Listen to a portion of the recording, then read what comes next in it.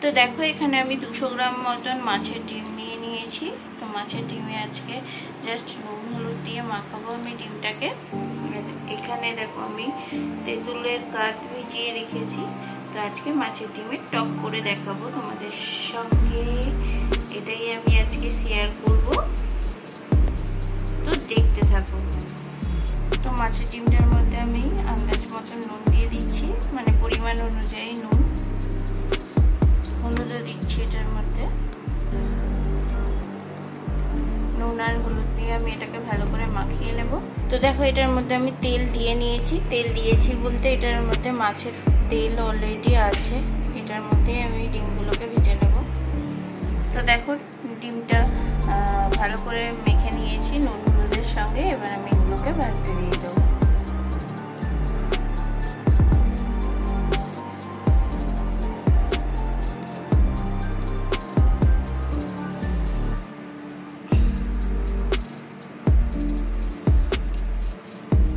তো যেহেতু আমি এর মধ্যে বেসন দিইনি, তো তার জন্য আমি তেলটাকে বেশি গরম হতে দিইনি, জাস্ট অল্প গরম হতে দিয়েছি। আর দেখো কম আঁচে দিয়ে রেখেছি। এবার আমি ডিমেরগুলো দিয়ে দেবো। কম আঁচে দিলে ডিমটা অতটা ফাটে না,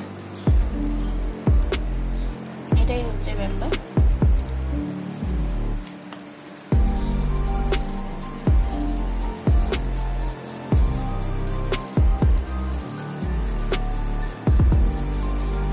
তো আমি অল্প অল্প করে চারিদিকটাতে দিয়ে দেবো।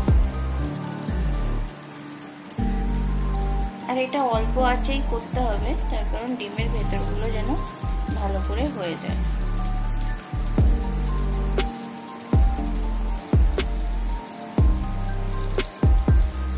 তো দেখো সব ডিমটাই আমি এর মধ্যে দিয়ে দিয়েছি।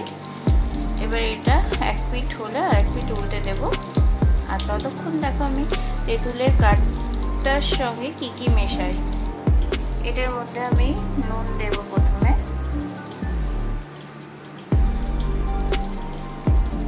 হলুদ গুঁড়ো দেব,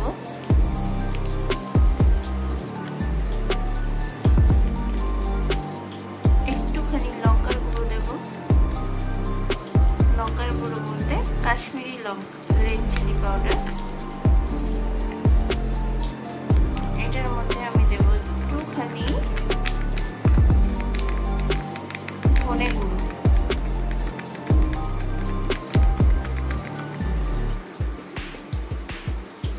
তো এটার মধ্যে আমি মিষ্টিও দিয়ে দিয়েছি। এবার এটা আমি এরকম মিশিয়ে নেব। তোমরা চাইলে এর মধ্যে একটু জিরে গুঁড়ো দিতে পারো, আমি দিলাম না। এটাতে কিন্তু আরো ভালো টেস্ট হয়। এটা সবকিছু ভালো করে মিশিয়ে নিয়েছি।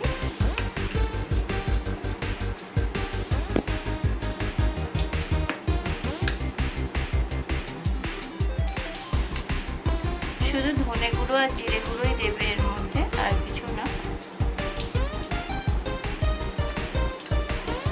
তো দেখো এগুলো কেমন লাল লাল লাল লাল হয়ে গেছে।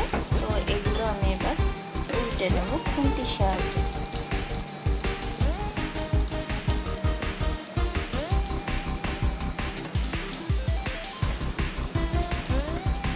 সাবধানে উল্টাতে হবে, মাছের ডিমটা বেশ নরম।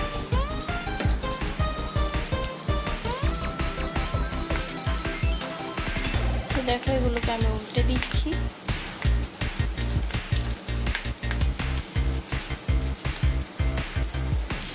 দেখো এক পিঠ খুব ভালো করে ভাজা হয়ে গেছে।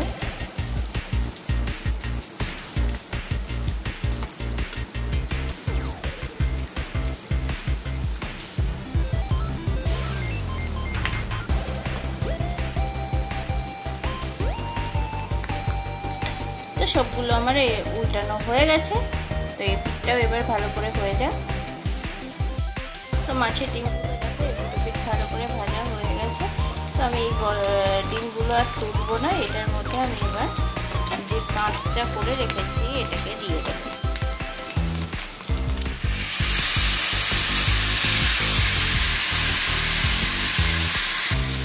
এটা দেওয়ার পরে এটার বাটি ধোয়া যে জলটা আছে এটাকেও দিয়ে দেবো আমি।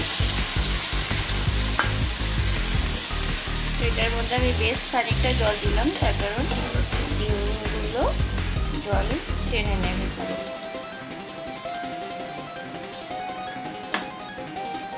তো ডিমগুলো এখন সেদ্ধ হবে, তো এবার এই পর্যায়ে আমি কিন্তু একটু ঢাকা দিয়ে দেবো। আর এটা কিন্তু আমি ঝোল ঝোল বানাবো, তাই জল একটু বেশি করেই দিয়েছি। আর বড়াগুলো যেহেতু জলটা টেনে নেবে, মাছের ডিমের বড়াগুলো, তো তার জন্য অনেকটাই জল দিলাম। তো এবার আমি আঁচটাকে লোতে করে দেব, লোতে করে দিয়ে ঢাকা দিয়ে দেবো। তো দেখো এটা টকবক করে ফুটে গেছে, তো এটা তৈরি হয়ে গেছে। তো এটাকে আমি এবার সার্ভ করে নিয়ে ফিরে আসছি তোমাদের সামনে। তো এরকমভাবে বানিয়ে রেখো, খুব ভালো লাগবে খেতে, আর গরমে তো জমে যাবে জাস্ট। তোমরা একটু মাখা মাখাও করতে পারো, আর আমাদের বাড়িতে যেহেতু টকের ঝোল পছন্দ করে তাই আমি একটু ঝোল ঝোলই করলাম আজকে।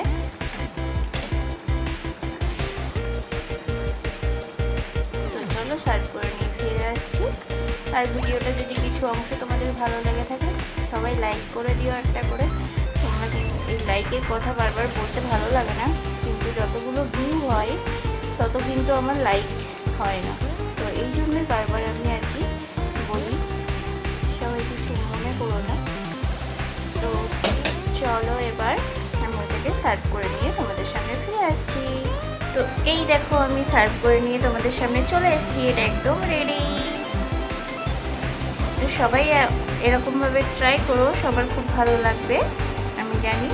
তো দেখা হচ্ছে তোমাদের সঙ্গে পরবর্তী কোনো রেসিপির সঙ্গে, ততক্ষণ অবধি খুব ভালো থেকো। আর গরমে বেশি বেশি করে জল খেও, বাইরে গেলে ছাতা নিয়ে বেরিও, সানগ্লাস পরো, নিজেদের যত্ন নিও। তো চলো আজকের মতন টাটা, সবাই ভালো থেকো।